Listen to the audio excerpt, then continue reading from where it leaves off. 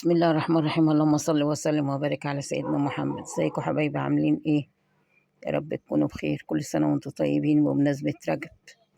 النهاردة بقى عملنا شوية ممبار حلوين كده يستاهلوا بقكم، بجد بجد يستاهلوا بقكم.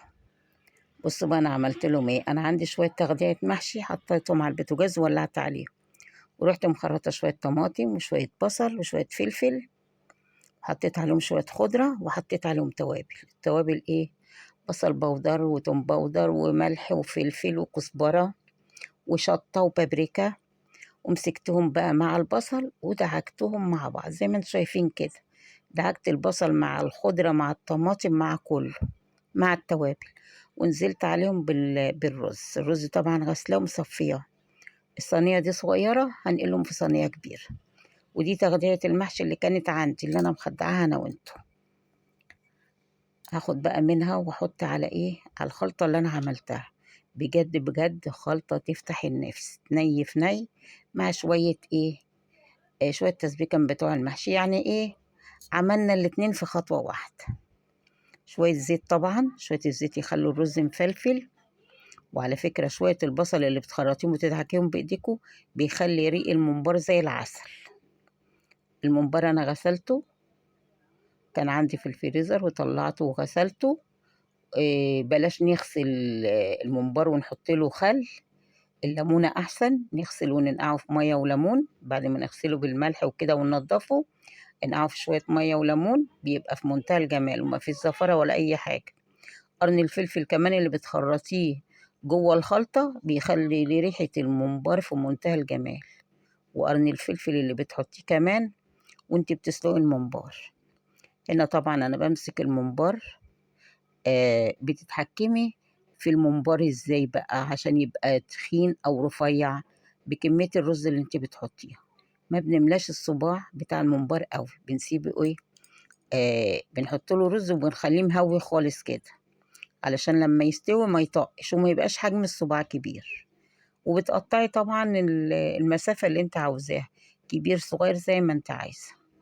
انت بتمسكي، انا بمسك، كل واحد طبعا بيحشي الممبار بطريقته. انا بمسك بالصباعين اللي من فوق دولت اللي انت اللي دول، وبروح بحشي بايدي. بصراحة الحشو بتاعه سهل جدا. طب تعالوا، في هنا كمان حاجة حلوة انا بعملها. يعني انا لما باجي اسلق الممبار ما بحطش المية تغلي واسقط بالممبار واحدة واحدة، لا انا بحط مية تغلي في حلة وبرص الممبار زي ما انتوا شايفيني كده في الحلة. ودي الحلة اللي انا ايه غليت فيها المية، وانزل بيها على الممبار. بيروح الممبار كله متقفل كده مرة واحدة وما بيطلعش الرز. المية طبعا مغلية، فيها جزرة وخيار وجزرة وطماطماية وبصلاية لوري، لو عندك حبهان ماشي. وبتحطي ملح، ظبطي ملحك.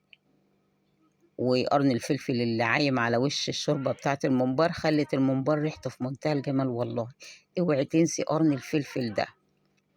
هنا بقى طبعا سقطت الممبار، بصوا بقى عامل ازاي في ثانية واحدة كله اتقفل. انما ما بحبش اغلي المية واسقط فيها ايه، صباع صباع كده، لا برصه في الحلة وبروح نزله عليه بالمية المغلية. هنا كده الممبار بتاعي طبعا استوى. نبتدي نقلبه وابتدي بقى اطلعه. بصوا طلع زي العسل والله، طلع زي العسل. ألف هنا وشفا للي كل واللي هيشوف الفيديو. ما تنسونيش في الكومنتات، ما تنسونيش في اللايك، ناسيني في اللايك خالص. نفس الفيديو ده يجيب مشاهدات، نسبة مشاهدات عالية كده ونفسكم معايا بقى عشان القناة تكبر بوجودكم معايا. هنا طبعا طلعت الممبار. الممبار احنا بنحمر للي بيجي من بره عشان كلنا بناكله سخن، تعرفين جمال الممبار وهو سخن. طبعا كده طلعته اهو قدامكم ما شاء الله. الرز بتاعه من جوه مفلفل، عارفين يعني ايه مفلفل؟ بصوا كده، بصوا كده الجمال. طبعا انا خدت الممبرية، خدت منها حتة وقلت اوريكم بقى الرز عامل ازاي، ما شاء الله عسل. صعب عليا شوية الرز قلت اخدهم كلهم. طبعا هبتدي احمر على قد اللي هو لسه جاي من الشغل دلوقتي. طبعا بنحمره، في اللي بياخده في عيش كده ورش عليه ملح ونخرط له طماطم جنبه، وفي اللي بياخده ياكله كده. كل واحد عندنا بطريقته، بياكله بطريقته ماشي. بس المهم ان احنا بناكله سخن. ايه رأيكم في شكله؟ زمان كنا بنجيب بقى 2 3 4 كيلو نسلقهم قبل العيد كده، ونروح حاطينهم في مصفى وحاطينهم في التلاجة ونحمر منهم. دلوقتي بقى انتوا عارفين الأسعار بقت غالية، بنجيب على قد كده. الحمد لله. ايه رأيكم بقى في شكله وهو متحمر؟ ألف أنا الشيف، ألف أنا والشفا ليا وليكم والكل اللي شاف وكل اللي كل، بس في منتهى الجمال. أنا عايزاكم تشوفوا كمان جمال الرزاية بعد ما اتحمر. بصوا لونه جميل ازاي. ارجع تاني اقول لكم ما تنسونيش في اللايك والشير. بصوا الرز